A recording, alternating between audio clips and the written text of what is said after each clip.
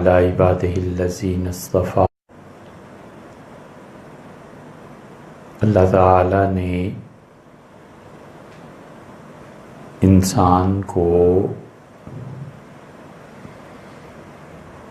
کس چیز سے پیدا کیا ہے؟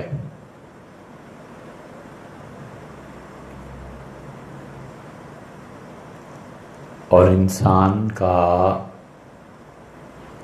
اصل جوہر کیا ہے اور اس کی منزل کیا ہے؟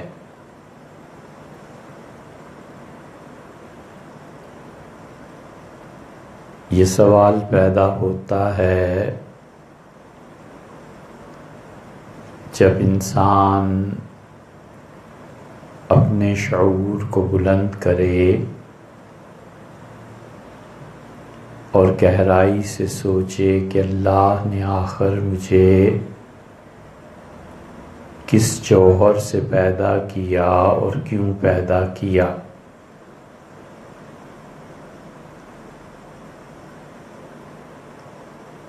اللہ تعالیٰ نے اس کا بھی جواب دیا ہے اور ہم انسانوں کو یہ بتایا ہے کہ ہم نے تمہیں بندگی کے جوہر سے پیدا کیا اور تمہارا اصل کام یہ ہے کہ تم ہماری بندگی کرو۔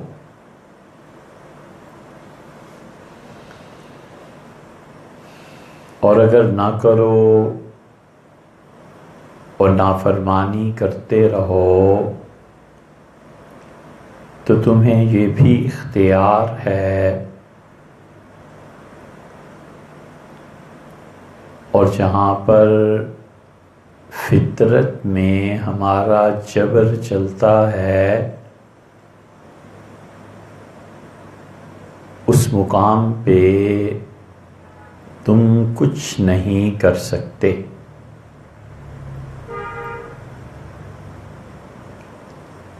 اللہ اگر چاہتا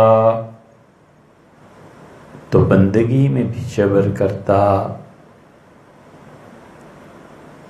سارے لوگوں کو فرشتوں کی مانند پیدا کر دیتا تو یہ کائنات بہت عظیم مخلوق جس کا نام انسان ہے اس سے محروم رہ جاتی۔ اس کائنات میں بیسٹ پاسبل کریشن جو ہوئی ہے وہ انسان ہے، اور پیدا کیا اسے بندگی سے کہ تم ہماری بندگی کرو اور ہماری عبادت کرو، اور جبر نہیں ہے، اختیار ہے، اور فطرت میں جبر ہے اس پہ صبر کرو۔ فطرت پہ جبر ہے، سیاہ رنگت کے ساتھ پیدا کر لیا، فطرت میں جبر ہے، زلزلہ آ گیا، فطرت میں جبر ہے، سیلاب آ گیا،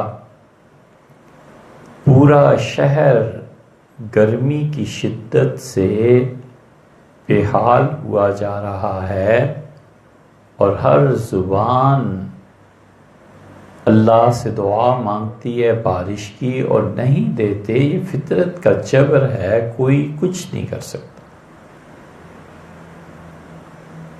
یہاں صبر ہے،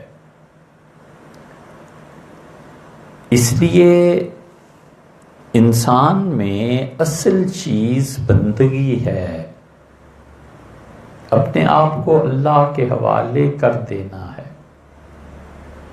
اس کا نفس چاہے یا نہ چاہے، وہ کتنی ہی الجھن میں مبتلا رہے اور کیسی ہی سختیاں اسے جھیلنی پڑیں،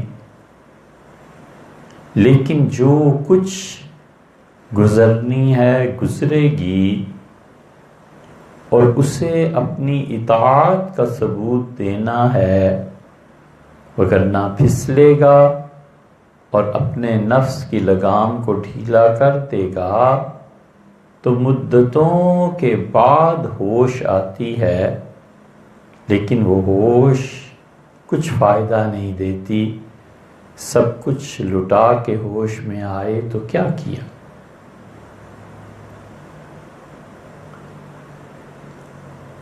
اور منزل اس کی جنت ہے، اور یہ کوئی آسان چیز نہیں ہے۔ یہ کہنے کو ایک جملہ ہے کہ انسان بندگی کے جوہر سے پیدا کیا گیا اور اس کی منزل جنت ہے، لیکن اس ایک فکرے کے پیچھے کیا کچھ ہے؟ یہ پوری انسانوں کی زندگی ہے اور اس کائنات کا نظام ہے۔ کہنے کو ایک جملہ ہے کہ رابعہ پیدا ہوئی اور 90 سال کی عمر میں انتقال کر گئی، لیکن یہ جو رابعہ کی پوری زندگی ہے یہ پورا ایک جہان ہے۔ اس لیے بندگی کا جوہر غالب رہے اور آدمی اس میں ڈھل جائے اور جنت کو پالے، تو اللہ تعالی نے فرمایا ہے کہ فَمَنْ زُحْزِحَ عَنِ النَّارِ، سو جو شخص جہنم سے ہٹا دیا گیا، بچا لیا گیا، وَأُدْخِلَ الْجَنَّةَ، اور اسے جنت میں داخل کر دیا گیا، فَقَدْ فَازَ، وہ تو کامیاب ہو گیا، وہ تو فلاح پا گیا،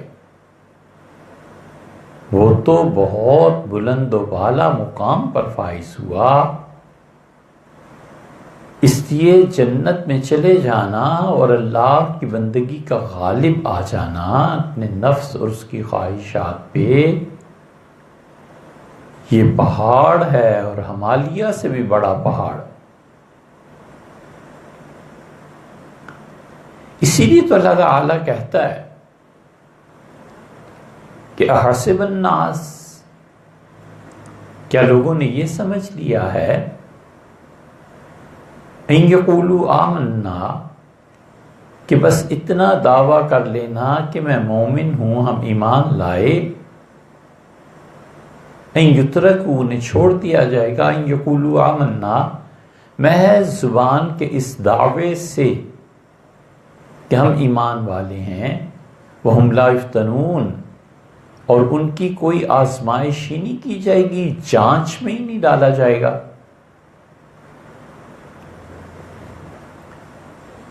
ایک دوسرا نقطہ نگاہ بھی ہے کہ انسان ایک مادہ ہے، اور مادہ آخر پہ پہنچ کے پھر اپنی شکل تبدیل کر لے گا، اور بس مرد و عورت ہیں، گوشت اور ہڈیاں ہیں، زمین میں مل جائیں گے، قبر، موت، جلا دو تو ہوا میں مل جائیں گے، اس مٹی سے سبزہ اگے گا۔ یہ مرد و عورت جو بھی دنیا میں کائنات میں پائے جاتے ہیں سبزہ بن گئے، سبزے کو بکری نے چر لیا، وہ اس کے جسم کا حصہ بن گئی، اس سبزے سے دودھ بن گیا، دودھ پھر انسانوں نے پی لیا اور پھر انسان پروڈیوس ہو گیا، ایک جنم، پھر دوسرا جنم، پھر تیسرا جنم۔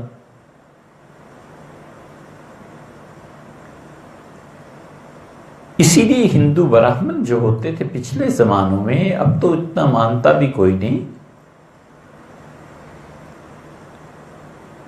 وہ جس جگہ گھاٹ پر میت کو جلاتے تھے، اگلے دن اس سے اگلے دن پانی کے کنارے پر چلاتے تھے تو اس کے بچوں کو بلا لیا، ان کے خاندان کو بلا لیا، ریت اور گیلی مٹی پہ کسی جانور کے پاؤں دکھا دیے کہ دیکھو یہ جو کل ہم نے تمہارے ابا کو جلایا تھا نا، یہ اب پنجے دیکھو، کتے کے پنجے ہیں نا، تو یہ کتے کی شکل میں تبدیل ہو کر رات کو یہاں سے چلا گیا۔ لوگ بھی سیدھے ہوتے تھے، ہندو اعتبار کر لیتے تھے، اور پھر برہمن وہ اپنے پیسے کھڑے کر لیتے تھے۔ اس طرح کی چیزیں ہوتی تھی۔ یہ بھی ایک نقطہ نگاہ ہے، اور مسلمانوں پر جب جہالت کا دور آیا تو ان کا بھی یہی حال تھا۔ شیاطین اور جنات، انہیں سب سے زیادہ دلچسپی جس گناہ سے ہوتی ہے وہ بے وفائی ہے۔ سب سے زیادہ شیطان جس گناہ میں مدد کرتا ہے وہ بے وفائی ہے۔ وفا کرے، نبھائے۔ ہمارے علم میں اس سے بڑا گناہ کائنات میں نہیں ہوا کہ انسان بے وفا ہو جائے۔ سب سے بڑا گناہ یہی ہے، تمام گناہوں کی ماں یہی ہے۔ کھائے خدا کا، پیے خدا کا، انعامات مہربانیاں اللہ کرے، اور خدا سے بے وفائی کرے اور عبادت کسی اور کی کرے۔ اللہ عنایات فرمائے، اولاد دے، اللہ نے فرمایا ہے اس کو کہ حملت بہی حملا خفیفا، اور جب امید کی ابتدائی علامات ہوتی ہیں اور وہ ہلکا سا بوجھ اپنے جسم میں محسوس کر کے چلتی پھرتی رہتی ہے، اور پھر اس کے بچے کے وزن میں اضافہ ہوتا جاتا ہے، اور اپنے شوہر کو خبر سناتی ہے، دعوا اللہ ربہما، تو وہ دونوں اپنے پروردگار کے سامنے جھک جاتے ہیں اور دعا مانگتے ہیں کہ اللہ اگر تو ہمیں اولاد دے تو اچھی اور صالح اولاد دینا۔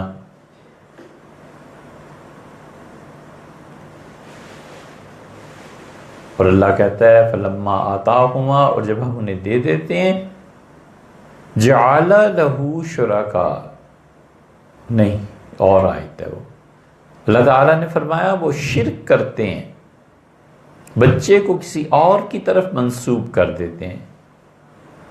جعلوا لہ شرکا، وہ ہمارے ساتھ شرک کرنے لگتے ہیں۔ شیطان کو سب سے زیادہ دلچسپی اس سے ہوتی ہے، خدا سے بے وفائی، اور پھر دنیا میں بے وفائی، اور پھر جس گھر میں رہتا ہے اس سے بے وفائی، بیوی سے بے وفائی، بیوی کی شوہر سے بے وفائی۔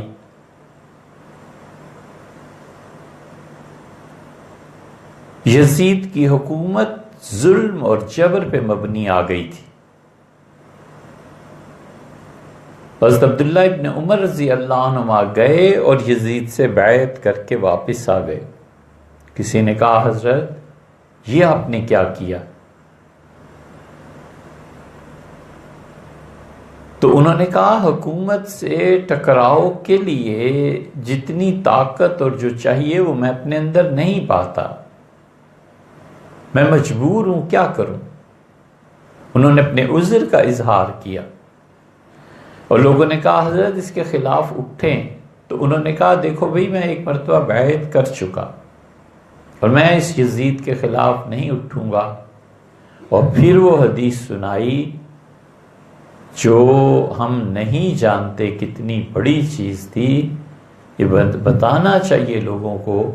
انہوں نے کہا رسول اللہ صلی اللہ علیہ وسلم نے سے فرمایا تھا کہ بے وفائی رسوائی ہے، بدنامی ہے، اور قیامت میں لوگ بیٹھیں گے اور بیٹھنے کی ان کی نشست کے ساتھ جھنڈا لگایا جائے گا، جو دنیا میں جتنا بڑا غدار اور بے وفا ہوگا اتنا ہی بلند اس کا جھنڈا ہوگا تاکہ لوگوں میں رسوا ہو اور ذلیل ہو۔ تو انہوں نے کہا میں نہیں چاہتا کہ قیامت میں مجھے بے وفاؤں کے جھنڈے تلے آنا پڑے۔ اس سے بڑھ کے کوئی گناہ نہیں ہے۔ بیوی ساری زندگی اس کے حوالے کر دے اور اسے بے وفائی کا شوق در در پھراتا رہے، ماں باپ ساری محنت کر کے پال کے اور کسی مقام تک پہنچا دیں، اور اسے ماں باپ سے بے وفائی اور ظلم میں مزہ آئے۔ وہی کر سکتا ہے جس کے دل میں اللہ کا خوف نہ ہو اور آخرت کی جواب دہی اس کا احساس اسے چھو کے نہ گیا ہو۔ شیطان کو بڑی دلچسپی ہے ان چیزوں سے، اس لیے جنات اور شیاطین جب ہندوستان میں یہ چیز بڑھی، شرک بھی تو اللہ کے ساتھ بے وفائی کی ایک قسم ہے نا، تو ہندو وہ جون بدلنا،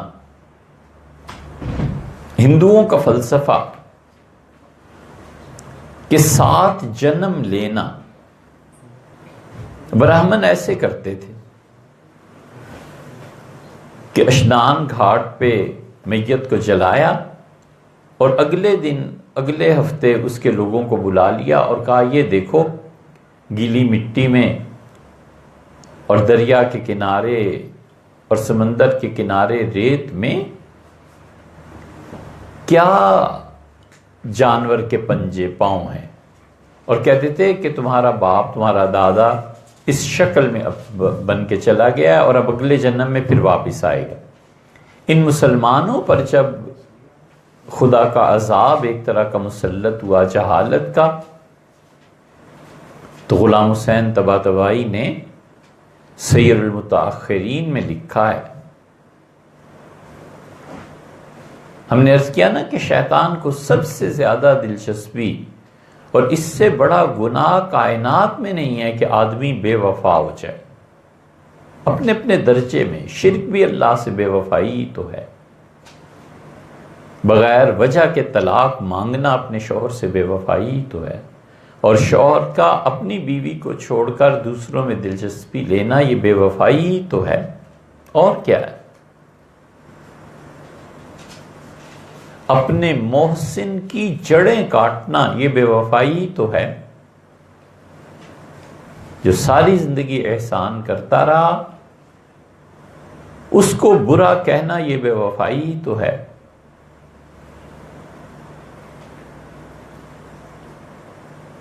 ہمارے حضرت مولانا ابوالحسن علی ندوی رحمۃ اللہ علیہ فرماتے تھے کہ والد صاحب کے انتقال کے بعد مجھے بڑے بھائی عبدالعلی صاحب، ڈاکٹر عبدالعلی صاحب رحمۃ اللہ نے پالا۔ ڈاکٹر عبدالعلی صاحب اتنے پڑھے لکھے آدمی تھے کہ پوری درس نظامی کو پڑھا، دیوبند گئے، حدیث شریف پڑھ کے آئے اور پھر MBBS بھی کیا۔ فرماتے تھے کہ والد کے بعد انہوں نے ہر طرح سے مجھے سنبھالا، بہت کم بولتے تھے، بالکل خاموش رہتے تھے، اور جب میں پڑھانے کے قابل ہوا اور مدرسے سے تنخواہ ملنے لگی تو میں نے ایک دن بھائی جان سے عرض کیا کہ میں الگ گھر لے کے رہنا چاہتا ہوں، شادی ہو گئی۔ تو بھائی جان چپ رہے، میں نے اپنا الگ گھر لے لیا۔ فرمایا پیسہ بھی آتا تھا، گھر بھی تھا، کرائے کے گھر پہ رہ رہے تھے، لیکن ایک بے چینی تھی جو دن بدن بڑھتی گئی۔ 1 سال کے بعد مجھے احساس ہوا کہ جو گھر میں برکتیں نہیں ہیں نا، اور یہ جو بے اطمینانی اور بے چینی ہر وقت مجھے لگی رہتی ہے، اوفو، بڑے بھائی جان کو میں نے دکھ دیا، تکلیف دی، ان کا دل دکھایا، اور وہ چپ رہتے ہیں، بولے نہیں۔ تو سال کے فرمایا اتنا برا وقت اس میں بھی آ گیا کہ پھر پیسے کم پڑ گئے، اور میرے جیسا شرم و حیا کا آدمی لکھنؤ بازار میں نحاس میں جا کر گھڑی ہاتھ میں رکھ کے لے گیا کہ اسے فروخت کر کے گھر میں کچھ پیسہ ایسا آ جائے۔ تو فرمایا 1 سال کے بعد مجھے احساس ہوا کہ میں نے کیا کیا ہے، تو میں گیا اور رویا اور معافی مانگی، اور میں نے کہا میں نے آپ کے ساتھ یہ جو کچھ کیا ہے نا، یہ ٹھیک نہیں کیا، یہ میری زندگی کی بے چینی اس لیے کہ میں نے آپ کا دل دکھایا۔ یہ خواتین بہت آتی ہیں، سکون نہیں ہے، اطمینان نہیں ہے، ہم کہتے ہیں جن سے بے وفائی کی ہے نا، ان کے دل کا حال اب تم پہ برس رہا ہے۔ یاد رکھو، جو لوگ ظلم پہ چپ رہتے ہیں نا، ان کی عرضیاں، ان کی درخواستیں اللہ تعالیٰ کی بارگاہ میں پیش ہو جاتی ہیں۔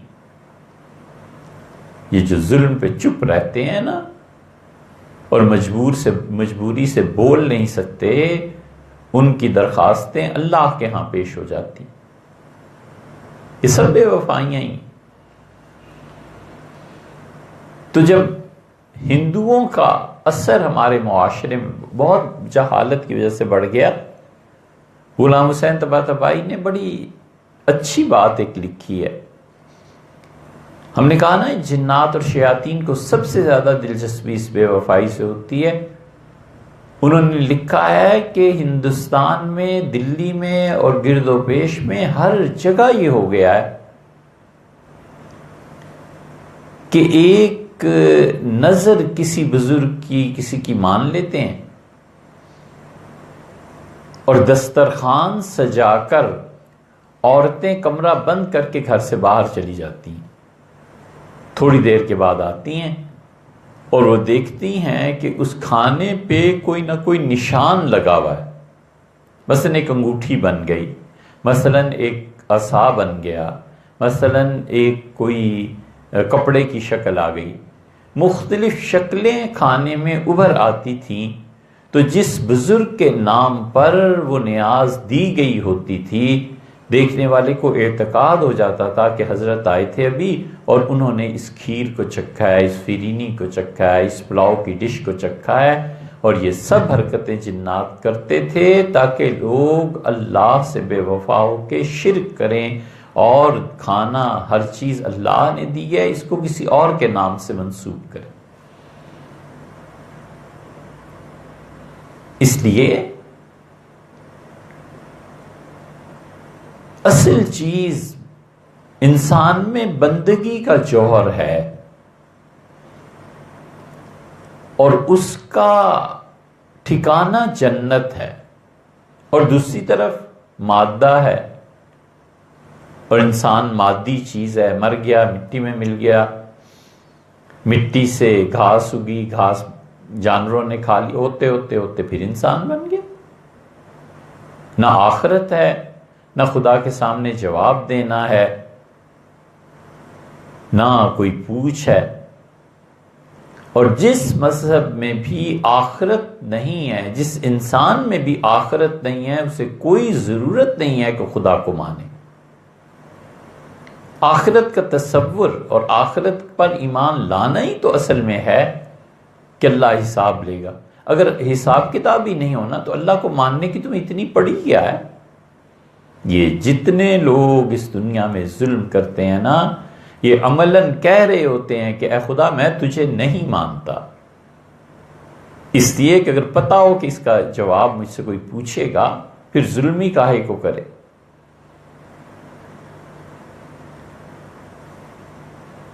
تو اللہ کی بندگی وہ اوقات کے ساتھ بھی ہے، اللہ کی بندگی جگہ کے ساتھ بھی ہے۔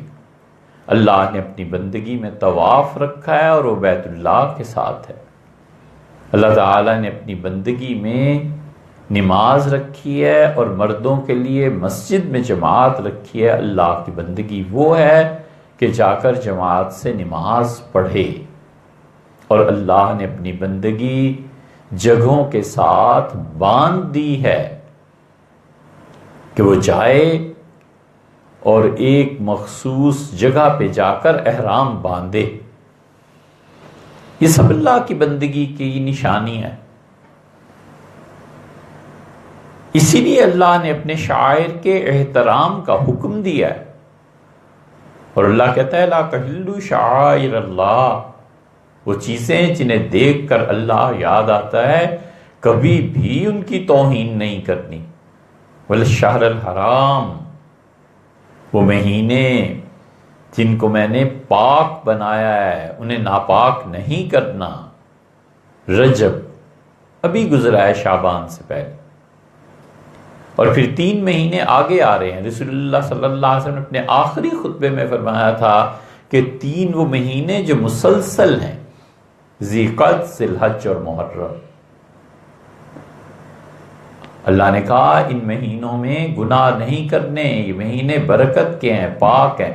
کب سے پاک ہے؟ فرمایا یوم خلق اللہ السماوات والارض، اللہ نے جس دن سے زمین کو اور آسمانوں کو پیدا کیا ہے اس دن سے اللہ نے ان 4 مہینوں کو پاک رکھا ہے، خبردار ان میں گناہ نہیں کرنے۔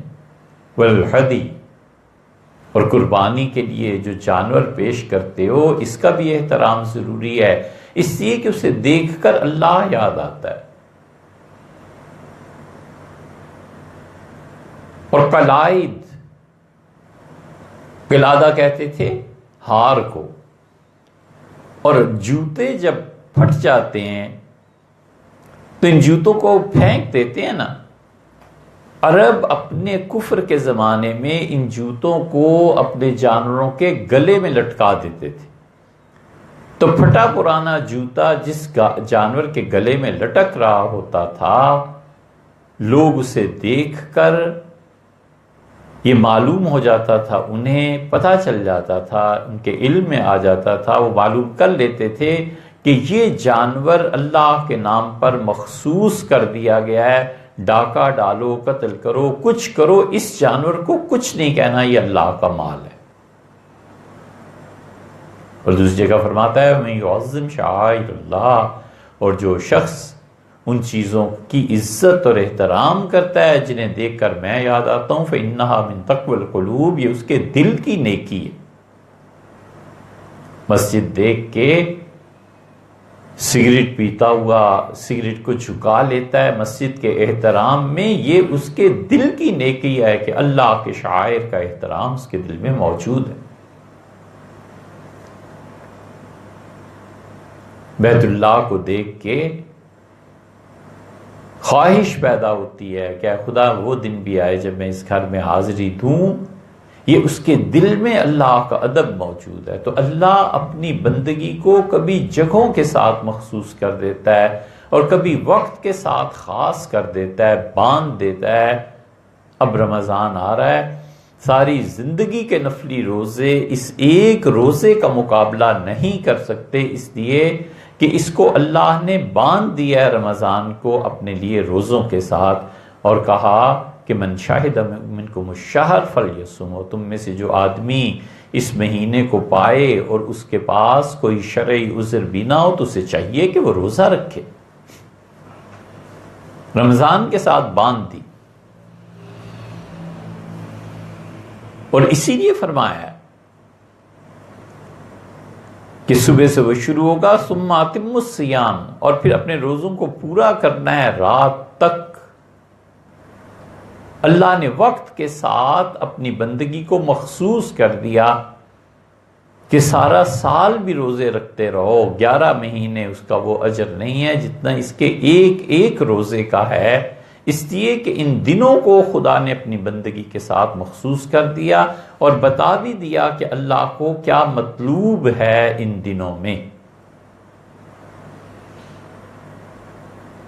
نمازوں کو اس کے اوقات کے ساتھ باندھ دیا، سارا دن نفل پڑھتا رہے، کون ان نوافل کو پوچھے گا فجر کے 2 فرض کے مقابلے میں؟ کہ فرمایا یہ وقت ہے فجر کا، ان قرآن الفجر کان مشہودا، اور فجر کی نماز میں تو اللہ نے کہا میرے فرشتے آتے ہیں۔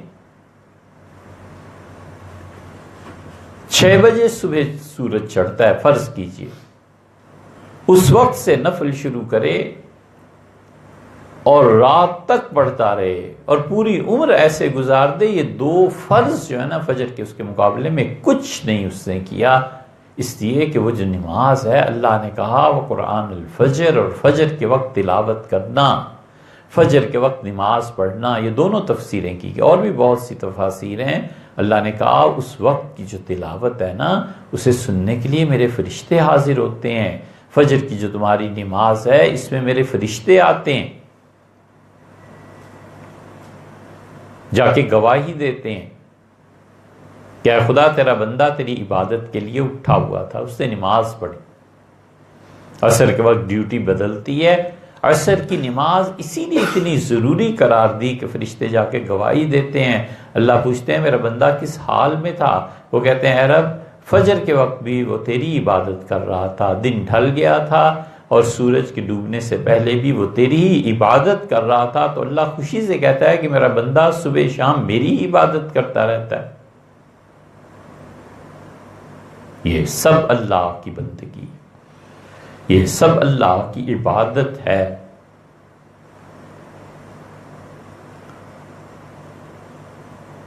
اس امت میں جتنے بھی لوگ ہم سے پہلے گزرے ہیں نا وہ اللہ کے انتہائی عبادت گزار بندے تھے، ان کے لیے عبادت کرنا فخر کی چیز تھی۔ لوگ پوچھتے تھے آج تم نے کتنے نفل پڑھے، آج کتنی تلاوت کی؟ کوئی کہتا تھا آج میں نے 10 پارے تلاوت کی، کوئی کہتا تھا روز ایک قرآن پڑھ لیتا ہوں، کوئی کچھ کوئی کچھ۔ 200 نفل لوگ پڑھا کرتے تھے، اور جتنے یہ اسلاف گزرے ہیں رحمہم اللہ خدا کی بندگی اور اطاعت میں غرق تھے۔ ان کے دماغ نہیں تھے، وہ نہیں سوچتے تھے، پڑھتے بھی تھے لکھتے بھی تھے۔ اور اب جو الحاد آیا ہے، بے دینی آئی ہے، ایک الحاد تو وہ ہے جو بالکل صاف اور واضح طور پر نظر آتا ہے۔ بچہ اٹھتا ہے اور کہتا ہے کہ اماں شراب کیوں حرام ہے؟ وجہ نشہ ہے نا، تو نشہ نہ آئے جتنے میں اتنی پی جا سکتی ہے۔ یہ کھلا ہوا الحاد ہے، کھلی ہوئی دین سے بغاوت ہے، اللہ کے دین کو چھوڑنا ہے۔ اسی لیے اللہ کہتا ہے کہ وَمَن يَبْتَغِ غَيْرَ الْإِسْلَامَ دِينًا، اور قیامت میں ہمارے ہاں کوئی اسلام کے علاوہ دین لے کر آئے گا فَلَن يُقْبَلَ مِنْهُ، ہم ہرگز اس سے وہ دین قبول نہیں کریں گے۔ اور اللہ صاف لفظوں میں کہتا ہے کہ جو شخص خدا کے دین کے علاوہ کسی اور چیز کو اختیار کر لے اور مر جائے تو وہ مرتد ہے، دین کو چھوڑ دینے والا ہے۔ تو ایک الحاد صاف نظر آتا ہے، اور ایک الحاد وہ ہے جو باریک ہے، غور کرنے سے سمجھ میں آتا ہے، اور وہ الحاد ان دینداروں پہ چھایا ہوا ہے۔ یہ ملحد جو ہے نا، دین کا نام لے کے اور داڑیاں رکھ کے اور مولوی بن کے اور عالم اور محقق بن کر یہ الحاد کی دعوت دیتے ہیں۔ یہ دوسری بے دینی۔ یہ ملحد اس طرح کے ہوتے ہیں کہ کچے خاصے بظاہر دیندار، اور انہوں نے ایک نیا نظریہ پیش کیا۔ انہوں نے کہا انبیاء علیہ السلام بھی بعض عبادتوں سے محروم ہوتے ہیں۔ ہم نے کہا مثلاً کون سی عبادت سے محروم ہوتے ہیں؟ انہوں نے کہا دیکھیے حضور صلی اللہ علیہ وسلم نے اپنے والدین کی خدمت نہیں نہ کی دونوں بچپن میں ہی ان کے انتقال فرما گئے تھے، تو جو خدمت والدین کی اس عبادت سے حضور صلی اللہ علیہ وسلم محروم رہے۔ ہم نے کہا اصل میں کیا کہنا چاہتے ہیں آپ؟ یہ تو لپٹی بھی بات ہے، اصل میں یہ کہنا چاہتے ہیں کہ عبادت ضروری نہیں ہے کیا کرو، نبیوں سے عبادتیں باز نہیں ہو سکیں تو تم کیا اور میں کیا، اور کھلی چھٹی۔ یوں کیوں نہیں کہتے کہ خدا کی عبادت یار کرو کرو نہ کرو نہ کرو؟ ایک اور صاحب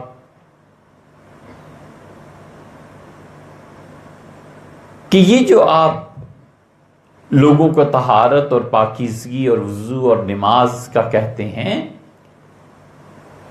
طہارت اور پاکیزگی قائم کیسے ہوتی ہے؟ پانی تو پاک ہی نہیں ہوتا۔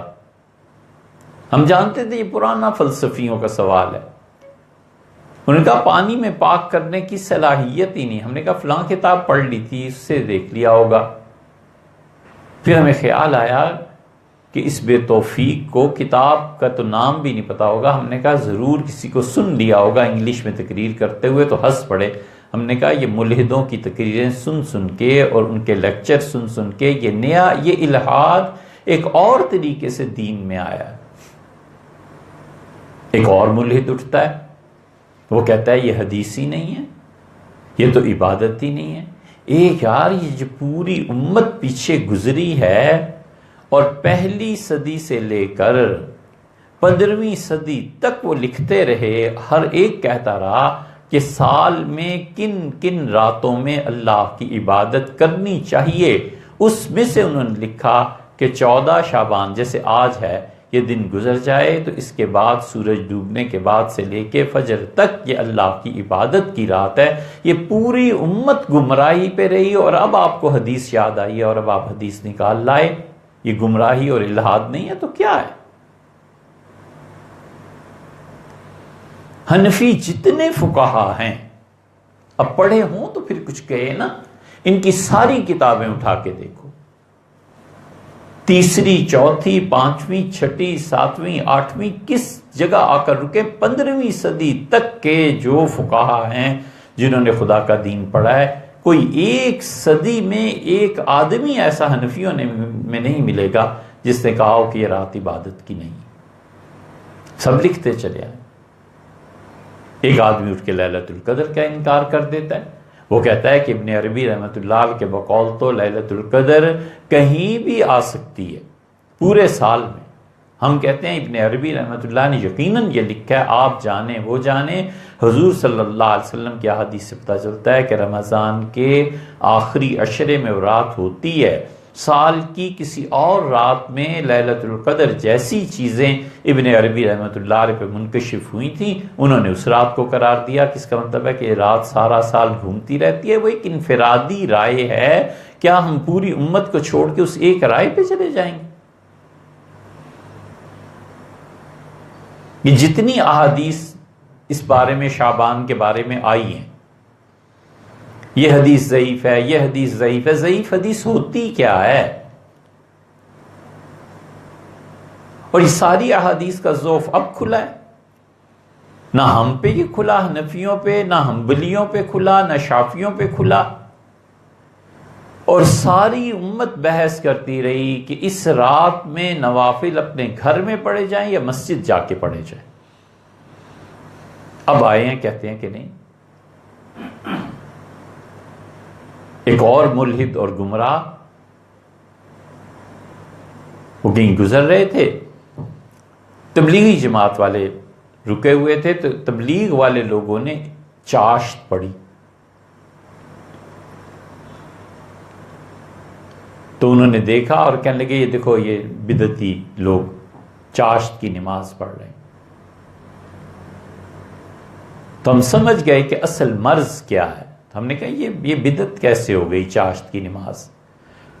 کہنے لگے وہ صحیح بخاری میں آیا ہے کہ یہ بدعت ہے۔ ہم نے کہا صحیح بخاری تو آپ نے دیکھی بھی نہیں ہوگی، ہوتی کیا چیز ہے؟ کوئی کھانے پینے کی چیز ہے، اوڑھنے بچھونے کی چیز ہے، پڑھنے کی چیز ہے، یہ سنا کہاں سے ہے؟ کھل گئے نا کہ فلاں کے لیکچر میں سنا تھا، انٹرنیٹ پہ مجھے کسی نے کلپ بھیجا تھا کہ چاشت کی نماز بدعت ہے۔ ہم نے کہا وہ ہے؟ کہنے کہ ہاں ہے، کلپ دکھایا، اس پہ لکھا ہوا تھا کہ عبداللہ ابن عمر رضی اللہ عنہ نے کہا کہ یہ بدعت ہے چاشت کی نماز۔ ہم نے کہا اس حدیث کے آگے پیچھے بھی کچھ تھا، اس کی کوئی شرح بھی ہوگی کہ نہیں ہوگی؟ ڈاکٹر کہہ دیتا ہے کہ ڈسپرین کھا لو، تو مریض پوچھے گا نا کہ ڈاکٹر صاحب کس پوٹینسی کی دوا کھاؤں، کس وقت کھاؤں، کس چیز کے ساتھ کھاؤں؟ آخر 10 سوالات پیدا ہوتے ہیں۔ ہم نے ان سے عرض کیا کہ یہ کیا گمراہی کی باتیں کرتے ہو، بخاری میں یہ چیز آئی ہے، صرف اتنی سی بات ہے کہ حضور اقدس صلی اللہ علیہ وسلم کے دور میں لوگ چاشت کی نماز پڑھا کرتے تھے، جس کا جس وقت جی چاہا اٹھ کے پڑھ لی۔ اور عبداللہ ابن عمر رضی اللہ عنہ نے اپنے دور میں دیکھا کہ لوگ دکانیں بند کر کے بڑے اہتمام سے اس نفل نماز کے لیے سب کام کاج چھوڑ چھاڑ کر مسجد میں جا کر پڑھنے لگے ہیں۔ تو یہ جو اہتمام اتنا ہوتا تھا اور بازار بند ہو جاتے تھے اور لوگوں کی زندگی میں تکلیف آنے لگی تھی، عبداللہ ابن عمر رضی اللہ عنہ نے کہا کہ اہتمام اتنا اس نماز کا کرنا یہ بدعت ہے۔ یہ تو نہیں منع فرمایا کہ چاشت کی نماز نہ پڑھو، انہوں نے کہا اس طرح اہتمام کرنا یہ بدعت ہے۔ ہم نے کہا یہ نہیں پڑھا کہ عبداللہ ابن عمر رضی اللہ عنہ کی عبادت سے عائشہ رضی اللہ عنہ تک پہنچی تو ام المومنین نے کیا کہا؟ تو ام المومنین رضی اللہ عنہ نے کہا اللہ کی قسم میرے ماں اور باپ ابو بکر رضی اللہ عنہ بھی زندہ ہو کے آ جائیں اور مجھے اس چاشت کی نماز کے متعلق کہیں کہ نہیں پڑھنی، میں ان کی نہ مانوں تو کسی اور کی کہاں سنتی ہوں۔ اس سے اصول ملتا ہے کہ نفل چیزوں کا اتنا اہتمام کرنا گویا فرض ہو گئی ہیں، یہ بدعت ہے۔ یہ اصول نہیں ہے کہ سرے سے وہ عملی بدعت ہو گیا۔ یہ الہاد نہیں تو کیا ہے؟ کہنے کہ اچھا یہ تو ہم نے بہت لوگوں کو بتایا ہے۔ ہم نے کہا یہ فرشتے اور اللہ کے ہاں جب پہنچو گے نا، نئے نئے شوشے چھوڑنا، بغیر علم کے فضول بات، بغیر علم کے ان چیزوں کو ترویج دینا۔ اے بھلا بتاؤ کہ کہاں وہ لوگ جنہوں نے ساری زندگیاں خدا کی رضا اور خوشی کے لیے صرف کر دیں، کہاں وہ، اور کہاں تم ایک کلپ پڑھ کے فتویٰ دے دیا۔ اس لیے اس رات میں عبادت کرنا جو اب رات آ رہی ہے، صحابہ کرام رضی اللہ عنہم سے ثابت ہے، حضور اقدس صلی اللہ علیہ وسلم سے ثابت ہے، وہ روایات ساری مل کر ایک دوسرے کے ضعف کو دور کر دیتی ہیں۔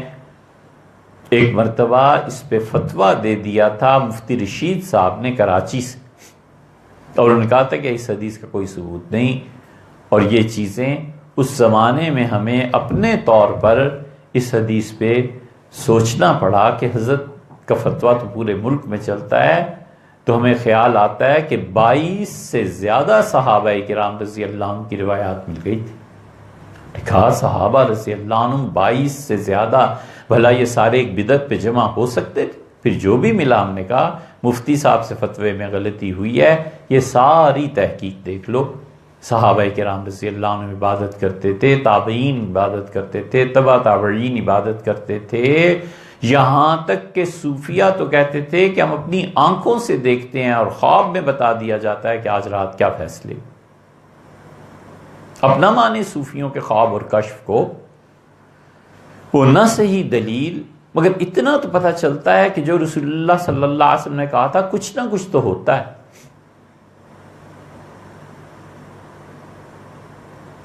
حضرت مجدد الفسانی سرہندی رحمۃ اللہ علیہ نے روزہ رکھا اس رات کی عبادت، اور اگلے دن کا روزہ اس صحیح حدیث سے ثابت ہے۔ تو حضرت مجدد الفسانی رحمۃ اللہ علیہ نے روزہ رکھا ہوا تھا، اپنی اہلیہ کے ساتھ باغ میں ٹہل رہے تھے تو ایک پتا گرا، تو حضرت کے حالات میں لکھا ہے کہ اہلیہ نے کہا کہ آج رات اللہ ہی جانتا ہے اس پتے کی طرح کتنے لوگ زندگی ان کی گر گئی ہوگی، ختم ہو گئی ہوگی۔ تو حضرت مجدد رحمۃ اللہ نے فرمایا تم لوگوں کی بات کرتی ہو، اس کے متعلق کیا کہتی ہو کہ جس نے آج رات اپنی آنکھوں سے لوح محفوظ میں دیکھا ہے کہ اس کا نام زندوں سے کاٹ دیا گیا۔ تو اہلیہ سمجھ گئی اور پریشان ہو گئی اور کہا کیا فرمایا، یہ میری زندگی کا آخری سال ہے، رات مجھے بتایا گیا ہے کہ بس یہ آپ کا آخری سال ہے، آپ کا فیصلہ ہو گیا۔ اب تک اس گئے گزرے زمانے میں موجود ہیں جو کبھی کبھی ایک آدھ دن پہلے ایک آدھ دن بعد ہم سے خود بیان کر دیتے ہیں کہ اس سال میں نے یہ دیکھا، اور پچھلے 20 برس سے ہم لوگوں کو جانتے ہیں، اسے ہر سال کوئی نہ کوئی نئی چیز، ہر سال کوئی نہ کوئی نئی چیز بتاتا ہے کہ میں نے یہ دیکھا، میں نے یہ دیکھا، میں نے یہ دیکھا، اور ایک بار بھی ایسا نہیں ہوا کہ اس نے جھوٹ دیکھا۔ ہم سمجھ جاتے ہیں کہ اچھا یہ ہونے والا ہے۔ بسا اوقات ایسی خبر جس کو یقین نہیں کیا جا سکتا، اسے کہا یہ ہونے والا ہے، اس سال یہ ہو جائے گا۔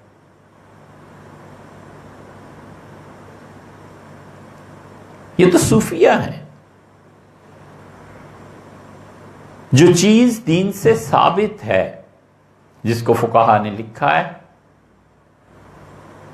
وہ عبادات میں سے ایک پہلی چیز یہ ہے کہ اگر ہو سکے تو قبرستان جانا چاہیے۔ حضور اقدس صلی اللہ علیہ وسلم تشریف لے گئے تھے، بقیع میں تشریف لے گئے تھے، اور حضرت عائشہ رضی اللہ عنہا کہتی ہیں اسی رات کے متعلق کہ میں اٹھی اور حضور صلی اللہ علیہ وسلم اپنے بستر پہ موجود نہیں تھے، تو مجھے خیال آیا کہ ممکن ہے حضرت صلی اللہ علیہ وسلم اپنی کسی اور بیوی کے یہاں تشریف لے گئے ہوں، اور پھر میں ٹٹولتی ہوئی کہ روشنی نہیں ہوتی تھی، اس زمانے میں مسجد نبوی میں چراغ نہیں جلتے تھے، تو فرمایا میں دیواروں کا سہارا لیتے ہوئے ٹٹولتی ہوئی جب مسجد میں گئی تو میں نے دیکھا حضور صلی اللہ علیہ وسلم سجدے میں تھے، نفل نماز پڑھ رہے تھے، سجدے میں تھے اور دعا مانگ رہے تھے۔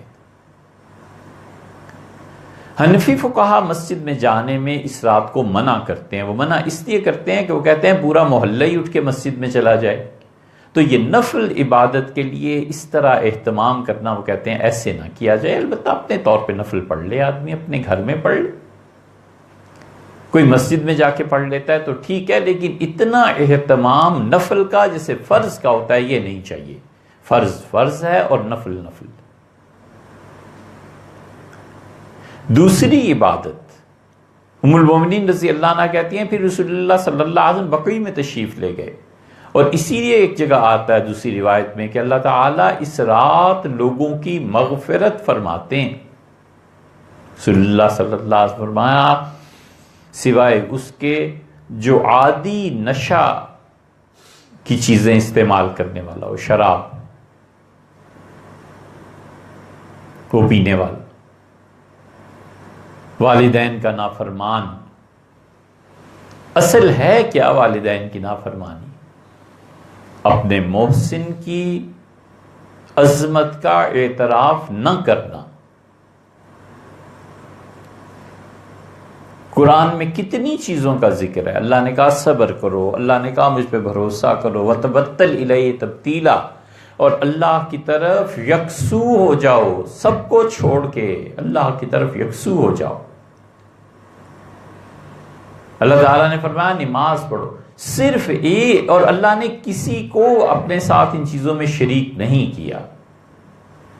ایک چیز ایسی ہے جہاں پہ پہنچ کے اللہ نے کہا ہے کہ میرے ساتھ ان کو بھی شریک رکھنا، اور وہ شکر ہے، انشکر لی ولی والدیک، اور شکریہ ادا کرو میرے بیٹے۔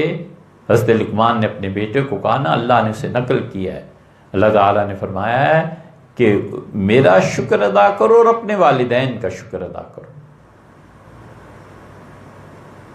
اتنی عظمت دی ہے اللہ، اسی لیے تو اللہ کہتا ہے کہ وہنن علی وہنن، جب تم اس کے جسم کا حصہ تھے تو اسے جھٹکے لگتے تھے، وضعت ہو کرہا، اور کس تکلیف سے اس نے تمہیں دنیا میں جنم دیا۔ یہ سارے اس کے احسانات ہیں، اس کمزور جان کے جو ڈرتی تھی کہ پتہ نہیں میں مرتی ہوں کہ بچہ مرتا ہے۔ اللہ نے کہا اس کا شکریہ ادا کرو،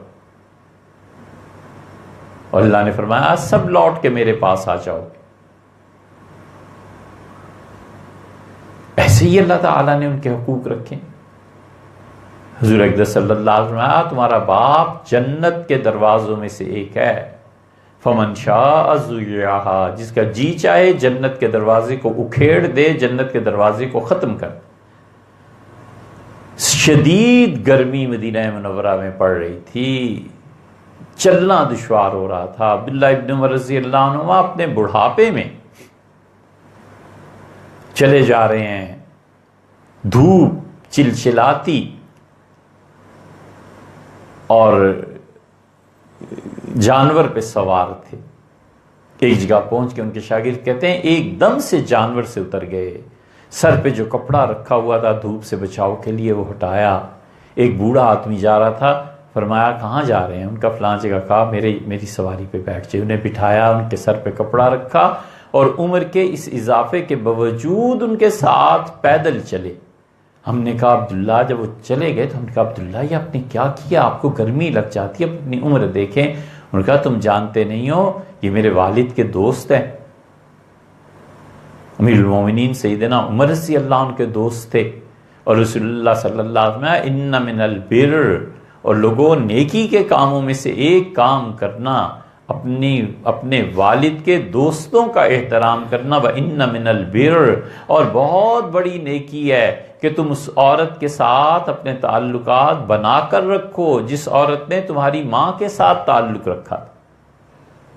والدہ کہیں رہتی تھیں، سہیلیاں تھیں، والدہ کی ملنے والی تھیں، خالہ تھیں، گھر آنے جانے والی تھیں، ماں کیا مری، سارے تعلقات ٹوٹ گئے۔ کتنا ظلم ہے یہ! ہم مسلمان ہیں؟ اتنا افسوس ہوتا ہے دیکھ کر کہ ماں مری اور کوئی تعلق ہی نہیں رہا محلے کی ان بوڑھیوں سے جو ماں کے ہمسن تھی، جو ماں کے ساتھ پلی بڑی تھی۔ حضور صلی اللہ علیہ وسلم فرماتے ہیں ان من البر، اور نیکی کے کاموں میں سے یہ ہے کہ ماں کی سہیلیوں کا خیال رکھنا۔ ہم نے آج تک نہیں دیکھا اس پہ عمل ہوتے ہوئے، آج تک، جو قرآن کہتا ہے۔ اللہ کہتا ہے اگر طلاق دے دو نا تو طلاق کے بعد وَلَا تَنْسَوُا الْفَضْلَ بَيْنَكُمْ، تمہارا خاندان اور جہاں سے لڑکی آئی تھی اس کا خاندان سے طلاق ہو گئی، اس طلاق کے بعد سارے رشتے نہ توڑ لینا، ملتے رہنا، ایک دوسرے کا خیال رکھنا۔ اور ہمارے ہاں طلاق ہو جائے تو شکل دیکھنے کے روادار نہیں ہوتے کہ اس نے تو ہماری بیٹی کو طلاق دی، اس نے میری بہن کو طلاق دے دی۔ اللہ تو یہ نہیں کہتا، اللہ کہتا ہے بس ہو گئی ایک چیز، تم دونوں خاندانوں میں طلاق ہو گئی، لیکن اس کے باوجود ایک دوسرے سے تعلقات نہیں توڑنے۔ طلاق کے علاوہ بھی تو 10 چیزیں ہیں جہاں آدمی ایک دوسرے کے کام آتا ہے، ملتا ہے، شادی غمی خوشی میں شریک ہوتا ہے۔ اور ہمارے ہاں کیا ہوتا ہے، ہم نے آج تک ایک خاندان ایسا نہیں دیکھا کہ طلاق کے بعد اس نے چاہا ہو کہ اس خاندان سے کچھ تعلقات بنا کے رکھنے چاہیے، اور انہوں نے کبھی لفٹ کرائی۔ اور لڑکی والے وہ تو کہتے ہیں ایسے جہنم میں جھونک کے آؤ اسے کہ شکل نہ دکھائی دے اس کی۔ یہ اسلام ہے، یہ دین ہے۔ آج تک ایک خاندان نہیں دیکھا۔ اللہ نے تو یہ نہیں کہا، اللہ کی کون مانے، اپنے نفس کی مانتے۔ اس لیے حضرت رسالت پناہ صلی اللہ علیہ وسلم نے جو دین سکھایا ہے وہ یہ ہے، قبرستان جانا۔ دوسری چیز، جو لوگ دنیا سے چلے گئے اللہ سے ان کی مغفرت کی دعا مانگنا۔ نبی کریم صلی اللہ علیہ وسلم نے والدین کے متعلق اتنا جو کچھ فرمایا ہے، اس کی وجہ یہ ہے کہ جو برکت والی اور پاک رات ہے نا، آدمی اس رات کی عبادت سے اور اللہ کے یہاں اجر سے محروم رہتا ہے۔ اس لیے اس رات کو عبادت کرے، قبرستان چلا جائے۔ عورتیں جانا چاہیں کوئی حرج نہیں ہے، اندر نہ جائیں بے شک، ڈر لگتا ہے، رات ہے۔ قبرستان سے باہر کھڑے ہو گئے، چار دیواری کے پاس کھڑے ہو گئے، جہاں سے قبریں نظر آ رہی ہیں بس وہاں کھڑے ہو کے اللہ سے دعا مانگ لی جائے۔ اور یہ جو دعا ہے نا، اس کا ایک یہ جو جملہ ہے نا، اگر ضمیر زندہ ہو تو آدمی ضبط کیسے کرے۔ حضور صلی اللہ علیہ وسلم پڑھتے تھے اس دعا کو اور کہتے تھے اللہ کی سلامتی ہو تم پہ، مرنے والوں، اے چلے جانے والوں، وَإِنَّنَا إِن شَاءَ اللَّهُ بِكُمْ لَاحِقُونَ، اور اللہ نے چاہا تو میں بھی ان قریب آ کے تمہارے ساتھ ہی اس مٹی میں مل جاؤں گا۔ ہم نے نہیں مٹی میں جانا، ہم نے نہیں مرنا۔ آج یہ اپنی اولاد کو سکھا جائیے تاکہ یہ رسم، یہ چیز قائم رہے۔ دنیا میں کہیں بھی اچھی چیزیں قائم کرنے میں صدیاں لگ جاتی ہیں، اور توڑنا ہو تو 1 منٹ میں توڑ لو۔ بچے سلام کرتے ہیں نا صبح اٹھ کے ماں باپ کو، 20 سال لگ جاتے ہیں، اور نہ کرے تو 1 دن میں ختم کر دے، کون پوچھتا ہے؟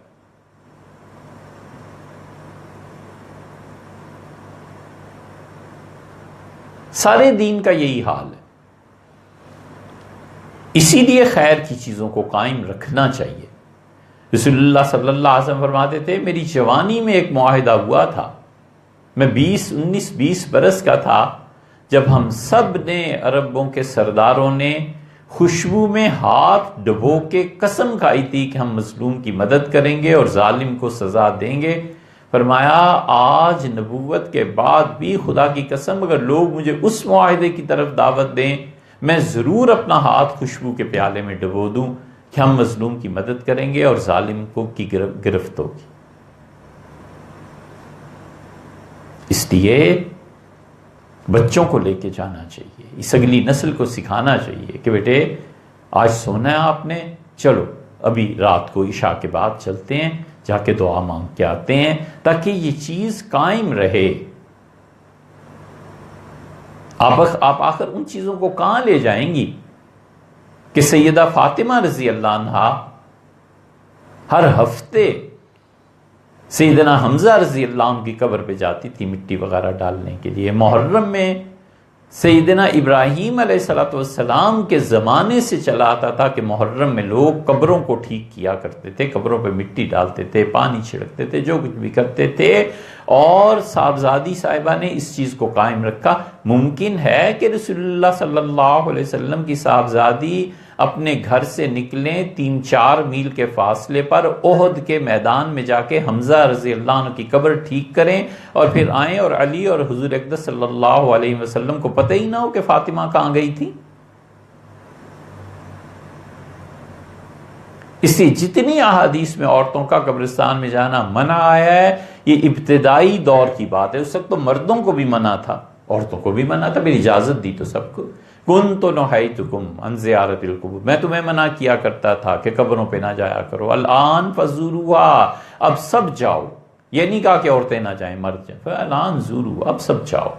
فإنها تذکرکم بالآخرہ، اس سے تمہیں آخرت کی یاد آئے گی، اپنا مرنا یاد آئے گا۔ تو اس رات میں قبرستان میں جانا، نوافل پڑھنا اور دعا مانگنا، یہ دعا تقدیر کو بدل دیتی ہے۔ یہ دعا اتنی بڑی چیز ہے کہ رسول اللہ صلی اللہ علیہ وسلم، اللہ کے بندو ماضی میں جو تکالیف پیش آ گئیں اس کے لیے بھی دعا مانگو۔ بڑی مشکل حدیث، ماضی میں بیماری آ گئی تھی، طلاق ہو گئی تھی، کچھ ہو گیا تھا، بچوں کی وغیرہ وغیرہ جو مصائب اور پریشانیاں، فرمایا اس میں بھی دعا فائدہ دیتی ہے۔ اس میں دعا یہ فائدہ دیتی ہے کہ وہ جو دکھ اور روح پہ مرجھائی ہوئی کیفیت ہے وہ دور ہو جاتی۔ اللہ سے دعا مانگے کہ اللہ اس کے اثر کو زائل کر دے، اللہ وہ جو چیز ہو گئی تھی اس کے اثرات کو مٹا دے۔ اسی لیے تو اللہ کا تعارف انبیاء علیہ السلام نے کرایا اور کہا ان ربی قریب مجیب، میرا پروردگار بہت قریب ہے، تمہاری دعاؤں کو سنتا ہے۔ ابراہیم علیہ السلام نے کہا ان ربی لسمیع الدعاء، میرا پروردگار دعاؤں کو سنتا ہے۔ یوسف علیہ السلام نے کہا ان ربی لطیف لما یشاء، اور میرا رب تو ایسا ہے کہ جو کام اس نے کرنا ہو نا بہت آہستہ آہستہ چپکے چپکے بغیر کسی کو خبر دیے میرا رب وہ کام کر دیتا ہے۔ اور پھر اگلے دن کا روزہ رکھنا، دعا مانگنا، نوافل کا پڑھنا، قبرستان جانا اور مردہ لوگوں کے لیے دعا مانگنا، اور اگلے دن کا روزہ رکھنا، یعنی کل بدھ ہے، بدھ کے دن کا نفل روزہ رکھنا۔ اس رات کو جہنم سے لوگوں کو نجات دی جاتی ہے، رمضان کی راتوں میں جہنم سے لوگوں کو نجات دی جاتی ہے، بدعمالیاں معاف کی جاتی ہیں۔ یہ وہ چیزیں نہیں ہیں جو ہم اپنے پاس سے کہہ رہے ہیں۔ آپ شامی اٹھا کے دیکھ لیں، حنفی فقہ میں البحر الرائق اٹھا کے دیکھ لیں، صاحب فتح القدیر کو دیکھ لیں، یہ جتنے بڑے بڑے فقیہ اور مجتہد ہیں سب اس رات کی عبادت کو لکھتے ہیں۔ ان میں تو کسی پہ نہیں کھلا کہ حدیثیں ضعیف ہیں اور یہ ہے اور وہ ہے۔ اب یہ نئے محقق آئے ہیں، یہ الہاد کا ایسا دروازہ ہے بے دینی کا، جس پہ غور کریں تو پھر سمجھ میں آتی ہے۔ ان سے پوچھو نفل کیا پڑھنے ہیں جی، بس فرض ظہر ہیں، 4 سنتیں، 4 فرض اور دو رکعتیں پڑھیں، 10 رکعتیں کافی ہیں۔ اور ان میں اور زیادہ جو گمراہ ہیں وہ کہتا ہے فرض بس پڑھ لیا کرو، فرض اللہ نے قرار دیا نماز، باقی اور چیزیں حضور صلی اللہ علیہ وسلم نے جو چیزیں پڑھی ہیں، اے بدبختو نہ پڑھو، مگر یہ جو تمہارے لہجے میں حقارت ہے حضور اقدس صلی اللہ علیہ وسلم کے فعل پہ، یہ کفر نہیں ہے تو اور کیا؟ یہ لہجے کی حقارت کیا ہے؟ ایک آدمی کہتا ہے میری والدہ ہیں، بیوی کہتی ہے ہاں دیکھا ہے تمہاری ماں ہی تو ہے، کہتی تو وہ سچ ہے تمہاری ماں ہے، مگر وہ جو لہجے کی حقارت ہے یہ کیا ہے؟ نفرت کا اظہار ہے نا۔ حضور اقدس صلی اللہ علیہ وسلم کی کسی بھی چیز کے متعلق ایسا لہجہ اختیار کرنا، ہاں کدو سنت ہے، سنا ہوا ہے، یہ کیا کہتے ہو یار؟ یہ لہجہ کفر ہے۔ اللہ کہتا ہے وَتُعَزِّرُوا وَتُوَقِّرُوا، اور نبی صلی اللہ علیہ وسلم کی عزت کرو، لوگوں ان کا احترام کرو۔ اور اللہ تعالیٰ کہتا ہے کہ جو آدمی حضور صلی اللہ علیہ وسلم کو تکلیف دے گا اس پہ لعنت بھیجی ہے اللہ نے کہا ہم اسے جہنم میں رکھیں گے۔ تو جو اعمال رسول اللہ صلی اللہ علیہ وسلم نے کیے ہیں نہیں ہو سکتے نا، تو حقارت سے تو ذکر نہ کرو، کہو اللہ مجھے بھی توفیق دے۔ ظہر کی 10 رکعتیں 4 پڑھنی بس، اور باقی 6 اور 8 کا کیا ہوا؟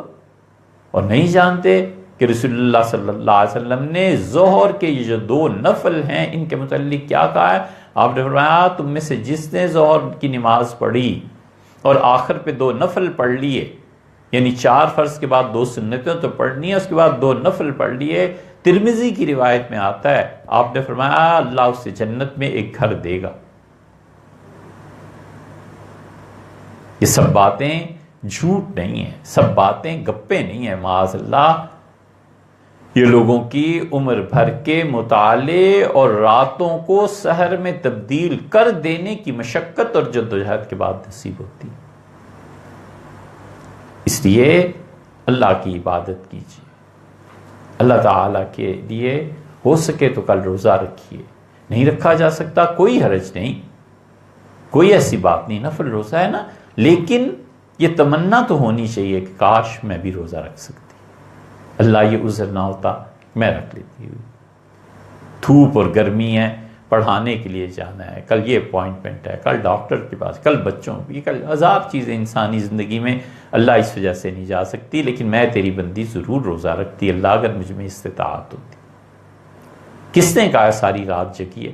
سونے سے پہلے کچھ عبادت کر لیجئے، عشاء کے بعد کچھ عبادت کر لیجئے اور اللہ سے دعا مانگ لیجئے۔ اپنا شوہر، بھائی، کوئی بھی گاڑی پہ، آسانی ہے، اب کون پیدل اتنے راستے، گاڑی پہ چلے گئے، جا کے دعا مانگ کے گھر واپس آ گئے۔ یہ ساری عبادتیں بہت آسانی سے بھی کی جا سکتی ہیں، جس میں زیادہ مشقت نہ کرنی پڑے، اور اگر ہو بھی تو اللہ کے لیے ہے، جس پروردگار کے لیے سارا سال آرام سے بستر پہ سویا جا سکتا ہے، اس کے لیے سال میں کتنی، کوئی 50 کے قریب تو راتیں ہیں جن میں تھوڑی سی عبادت کرنی ہے۔ 30 رمضان کی لے لیجئے، 10 ذی الحج کی لے لیجئے، 40 ہو گئی، یہ شب رات آ گئی، 41 ہو گئی. اسی طرح محرم وہ رات ہے عبادت کی، 42 ہو گئی. یہ چیزیں، یہ راتیں ہیں جو عبادت کے لیے اللہ نے رکھی ہیں کہ مجھے یاد کرو. 320 دن آرام سے سو لینا ہے، اور فرمایا اس میں اور اتنا بھی نہیں، بس ٹھیک ہے جتنا ہو سکے تم سے، کوئی فرض نہیں کیا. اللہ تعالیٰ مجھے اور آپ کو عمل کی توفیق بخشے. سوالات بہت ہو گئے بھی، لیکن ان کا جواب بھی ہو گیا آج رات کی عبادت کے متعلق. اور کوئی سوال؟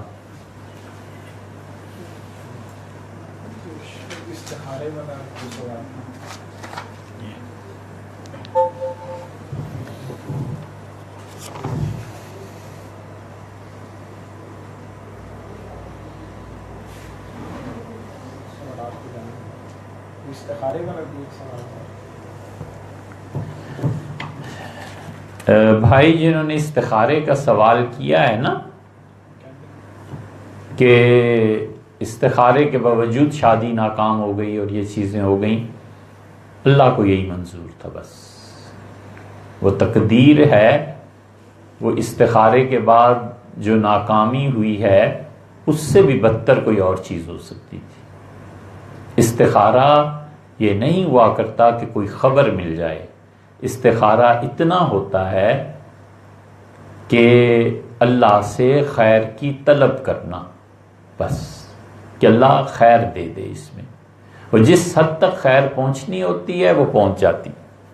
اللہ نے جتنی اس میں خیر رکھی ہوتی ہے وہ مل جاتی ہے.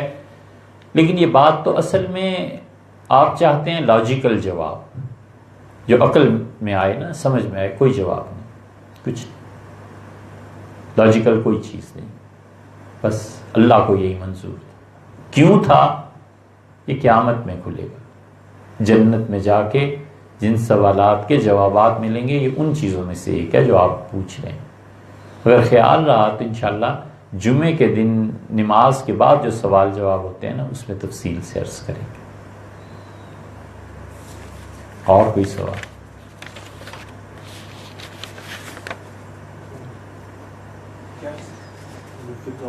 سوال کیا ہے کہ صدقہ کی نیت سے کچھ رقم نکالے تو کیا ضروری ہے کہ اب جانور کا صدقہ ہی دے؟ نیت کرتے وقت تو ایسا کچھ نہیں سوچا تھا. تو یہ کس نے کہا ہے جانور دیں؟ آپ نے جب صدقے کی نیت کی تھی، صدقہ کہتے کس کو ہے؟ نیکی کو. تو بکرا، دنبا، کوئی چیز ذبح کرنے سے 1000 گنا اچھا ہے کہ آپ کسی غریب کو پنکھا دے دیں، آپ کسی کو کمبل لے کے دے دیں. بہت اچھی بات آپ نے کی. کولر، برتن، بالکل کرنا ہی یہی چاہیے. کیا ضرورت ہے جانوروں کے ذبح کی؟ جانوروں کا ذبح جو ہے نا، در حقیقت شریعت نے اس کو بہت زیادہ اپریشیٹ بھی نہیں کیا. اصل بات یہ بھی ہے وہ بھی زندگی. اسی لیے تو رسول اللہ صلی اللہ علیہ وسلم نے شکار کی اجازت دی ہے. شکار کی کبھی بھی تعریف نہیں فرمائی، نہ کبھی خود شکار کیا. اس لیے کہ جانور کی زندگی بھی بہرحال زندگی ہے. تو اس لیے ان جانوروں کو بیچ میں سے نکال کے یہ برتن، پنکھا وغیرہ وغیرہ جو آپ نے لکھا ہے یہ کہیں زیادہ اچھی چیز ہے. صدقہ جاریہ بھی ہے نا. سورہ فاتحہ کو پڑھے بغیر نماز نہیں ہوتی، کہ جب امام کے پیچھے نماز پڑھیں تو سورہ فاتحہ صرف سنیں گے یا دہرائیں گے. گلف میں کچھ جگہ سورت کو پڑھنے کے بعد تھوڑا سا وقفہ دیا جاتا ہے کہ مقتدی سورہ فاتحہ پڑھ لیں. دیکھیے ان مسائل میں مت پڑھیے، نماز پڑھیے. خشوع اور خضوع فرض ہے، اس کی فکر کیجیے. جو لوگ فاتحہ پڑھتے ہیں ان کی بھی نماز ہو جاتی ہے، اور جو نہیں پڑھتے یقین مانیں ان کی بھی نماز ہو جاتی ہے. حضور اقدس صلی اللہ علیہ وسلم نے فرمایا نا کہ جو فاتحہ نہ پڑھے اس کی نماز نہیں ہوتی. اس سے کون ہے مراد؟ امام نہ پڑھے تو نماز نہیں ہوتی، مقتدی نہ پڑھے تو نماز نہیں ہوتی، جس کی کوئی رکعت رہ گئی ہے وہ آیا ہے اور فاتحہ نہ پڑھے تو نماز نہیں ہوتی. حضور صلی اللہ علیہ وسلم یہ کہا کس سے ہے؟ اگر یہ کہا ہے مقتدی سے، مقتدی کے لیے سورہ فاتحہ پڑھنی ضروری ہے. اور سب کے متعلق یہ کہا کہ فاتحہ پڑھا کرو. تو یہ جو مسلم کی روایت میں آیا ہے کہ وَإِذَا قَرَأَ فَانصِتُوا، اور جب امام تلاوت کرے تو تم خاموش رہو. جب قرات کرے تو فاتحہ کی قرات نہیں ہوتی. اور آپ کہیں سے بھی یہ بات ذرا غور سے سنیے گا، کہیں سے بھی یہ لا دیں کہ رسول اللہ صلی اللہ علیہ وسلم نے وفات سے پہلے حضرت ابوبکر رضی اللہ عنہ کے پیچھے جو نماز پڑھی ہے کس وقت آ کے ملے تھے. آپ جانتی ہیں کہ حضرت رسالت مآب صلی اللہ علیہ وسلم ام المومنین عائشہ رضی اللہ عنہ کہتی ہیں کہ دو کے سہارے تشریف لے گئے مسجد نبوی میں. ایک طرف عباس رضی اللہ عنہ کے کندھے پہ ہاتھ رکھا ہوا تھا اور ایک طرف علی رضی اللہ عنہ کے کندھے پہ ہاتھ رکھا ہوا تھا، اور حضور صلی اللہ علیہ وسلم کے پاؤں زمین پر ٹک نہیں رہے تھے اور انگلیاں گھسٹ رہی تھیں. اس حالت میں بھی جماعت نہیں چھوڑی اور ابوبکر رضی اللہ عنہ نے چاہا کہ پیچھے ہو جائیں، اور صحابہ کہتے ہیں رضی اللہ عنہ کے قریب تھا صفیں ٹوٹ جاتی کہ آج حضرت تشریف لائے ہیں اتنے دنوں کے بعد. اور رسول اللہ صلی اللہ علیہ وسلم آ کر ابوبکر رضی اللہ عنہ سے ملے پہلی رکعت میں نماز کی، اور حدیث میں صاف آیا ہے کہ ابوبکر کے ساتھ رکوع میں ملے. حضور صلی اللہ علیہ وسلم کی زندگی کی آخری نماز ہے، رکوع میں ملے ہیں.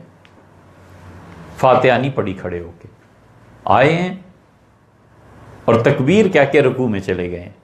اگر فاتحہ کے بغیر نماز نہیں ہوتی تو رسول اللہ صلی اللہ علیہ وسلم کی یہ آخری نماز جو مسجد نبوی کی تھی یہ کیسے ہو گئی تھی؟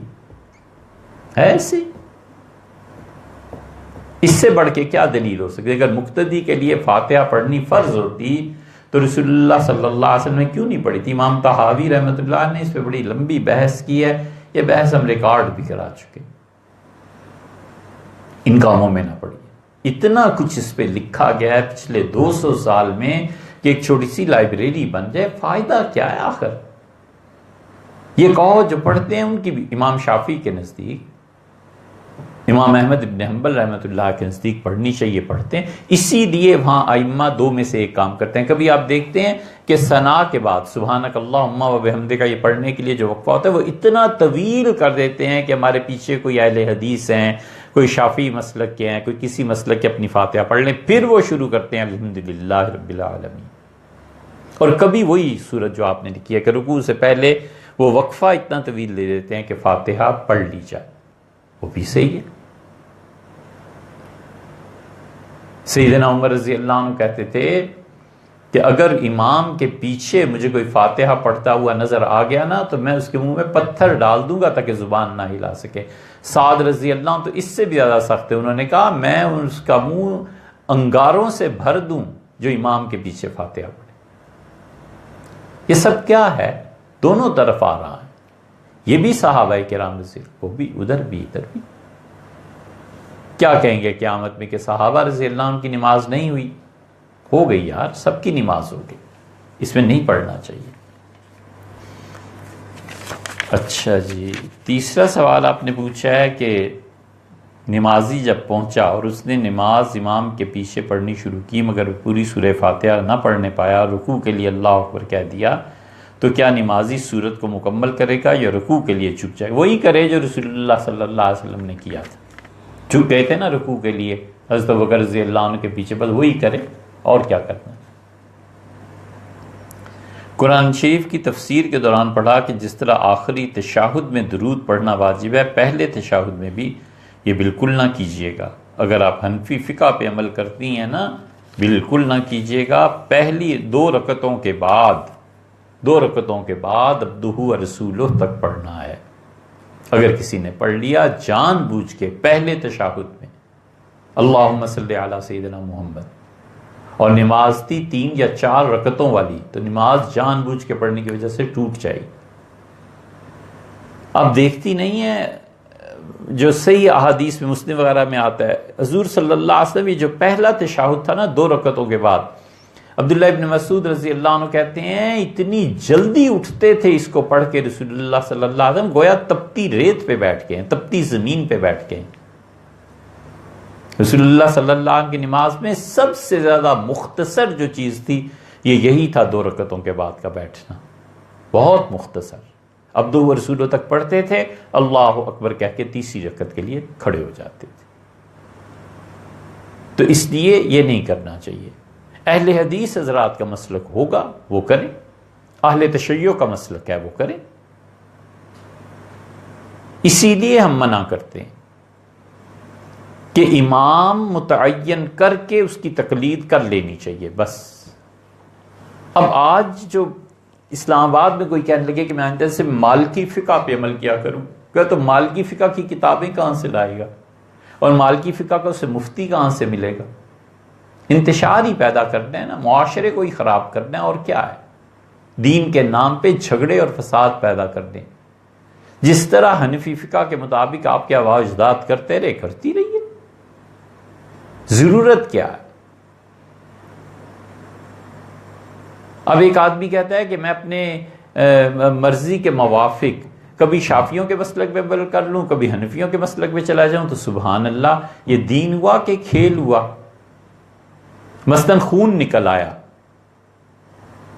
اب خون نکلنے پہ حنفیوں کے نزدیک وضو باطل ہو جاتا ہے، ٹوٹ جائے گا۔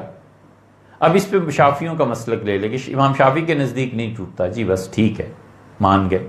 امام شافعی رحمۃ اللہ علیہ فرماتے ہیں کہ اگر خاتون کا جسم بغیر کسی حائل، بغیر کسی پردے کے اس پہ ہاتھ لگ گیا، وضو ٹوٹ جائے گا۔ بچہ والدہ کے پاؤں دبا رہا ہے، آپ اپنی والدہ، اپنی ساس کی خدمت میں ہیں، آپ ان کے ہاتھ پاؤں دبا رہی ہیں، تو شافیوں کے نزدیک وضو ٹوٹ گیا۔ اب شافیوں کے نزدیک وضو ٹوٹا تو کہا نہیں میں تو حنفی ہوں، میرا کیوں وضو ٹوٹ گیا؟ اور خون اگر نکل آیا تو پھر شافی ہو گئے کہ ہاں میں حنفیوں کا وضو ٹوٹتا ہوگا، شافیوں کا تو نہیں ٹوٹتا۔ تو یہ دین پورا کھیل بن گیا نا، تماشا بن گیا، جہاں جو مسئلہ آسانی سے ملا لے لیا۔ یہ دین ہے کہ کھیل ہے؟ کوفہ کے فقہا منع کرتے تھے کہ شادی کے موقع پہ یہ جو ہلکی پھلکی موسیقی ہے اس کو بھی نہ کیا جائے۔ اس پہ اہل مدینہ کے پاس چلا جائے کہ مدینہ منورہ کے لوگ اجازت دیتے تھے، جی اب میں مدنی ہو گیا ہوں۔ اچھا صاحب، اور مدینہ منورہ کے لوگ کہتے تھے کہ ذرہ برابر بھی شبہ ہو جائے نا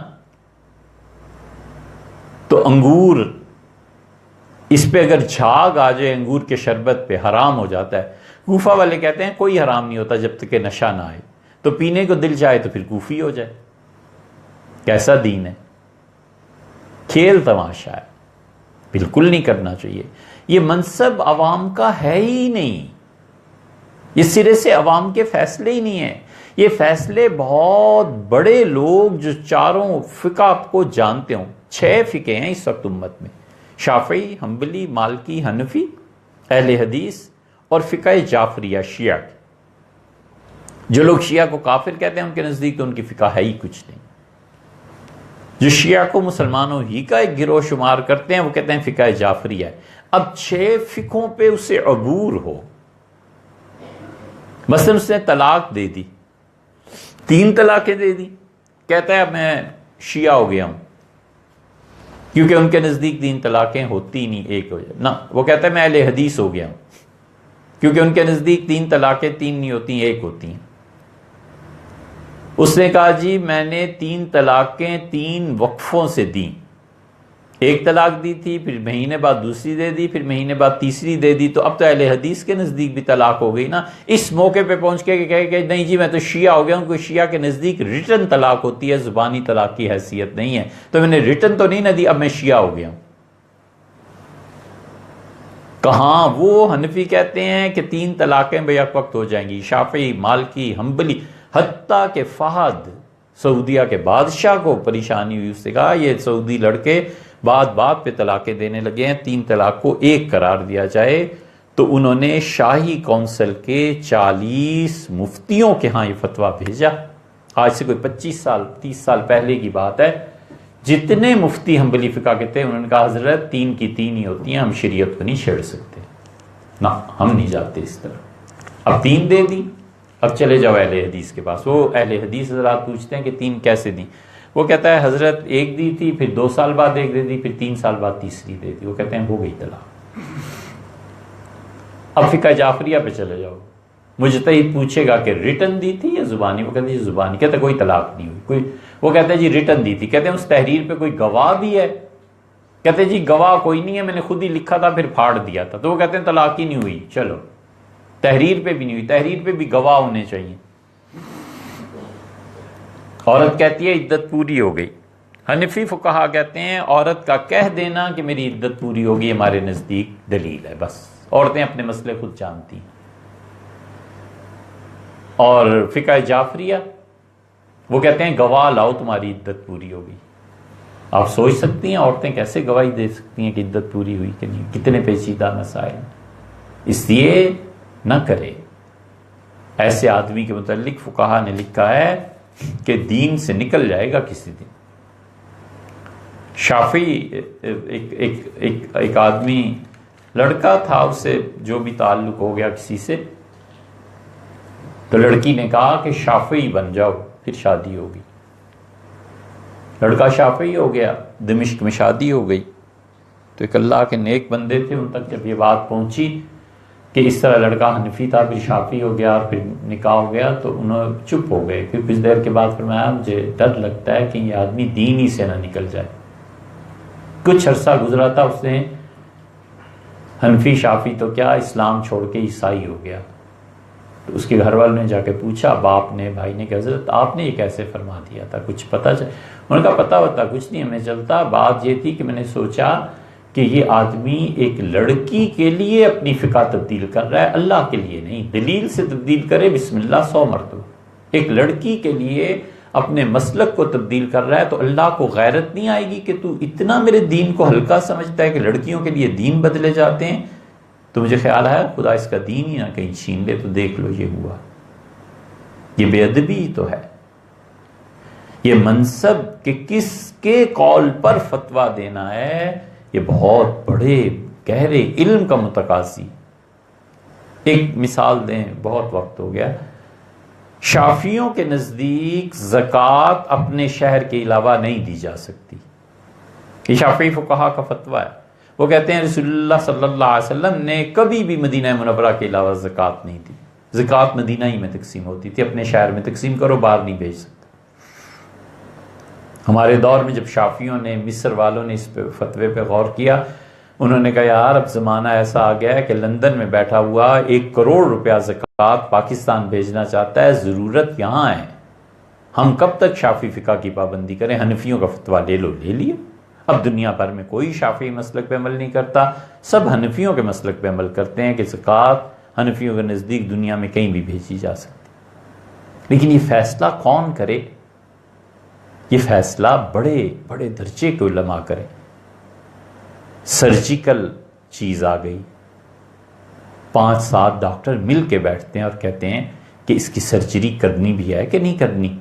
کوئی کہتا ہے پہلے دوائیاں دیکھ لیتے ہیں، جی ممکن ہے سرجری، ممکن ہے جسم نہ کھول، ممکن ہے ایسے، ممکن ہے ایسے۔ اور ان کے مقابلے میں ایک اناڑی حکیم، 2 کتابیں ڈاکٹری کی نہیں پڑھی، وہ جا کر رائے دے کے نہیں جی نہیں سرجری نہیں ہونے دوں گا۔ ڈاکٹر کہیں گے تمہارا دماغ خراب ہے، تم پڑھے لکھے کتنا ہو، تمہیں کہا کس نے ہے کہ تم اس بارے میں رائے دو؟ بس ایسی ہی مثال ہے۔ اس لیے کس مسلک میں کون سا فتویٰ کہاں سے لینا ہے، یہ عوام کا درد سر ہی نہیں۔ اللہ کی عبادت کرو، یہ چھوڑ دو ان پہ جو اصحاب فتویٰ ہیں، جو فتویٰ دیتے ہیں۔ یہ فتویٰ دینا اتنی آسان چیز نہیں ہے۔ مفتیوں میں اور قاضیوں میں رسول اللہ صلی اللہ علیہ وسلم نے بتایا ہے کہ 2 جہنم میں جائیں گے اور 1 مفتی جنت میں جائے گا۔ اتنا سخت معیار ہے فتوے کا۔ قاضی اور مفتی میں فرق کیا؟ یہ اصل میں تو حدیث قاضیوں کے متعلق ہے نا، قاضی کے پاس قوت نافذہ ہوتی ہے، نافذ کر دیتا ہے، مفتی کے پاس قوت نافذہ نہیں ہوتی، وہ سمپلی فتویٰ دیتا ہے۔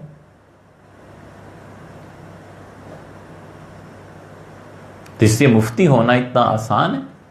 بڑے بڑے لوگ فتویٰ دینے سے اسی لیے بچتے تھے۔ عبداللہ ابن مسعود رضی اللہ عنہ کا اجراؤکم علی الفتیہ، تم میں فتویٰ دیتا ہے جو دھڑلے سے، دلیری سے، اجراؤکم علی النار، وہ جہنم میں بھی پھر ہمت کرے اتنی جلدی کودنے کی، چھلانگ لگانے کی۔ تو اس لیے یہ کام عام لوگوں کے نہیں، یہ صاحب فتاویٰ کے کام۔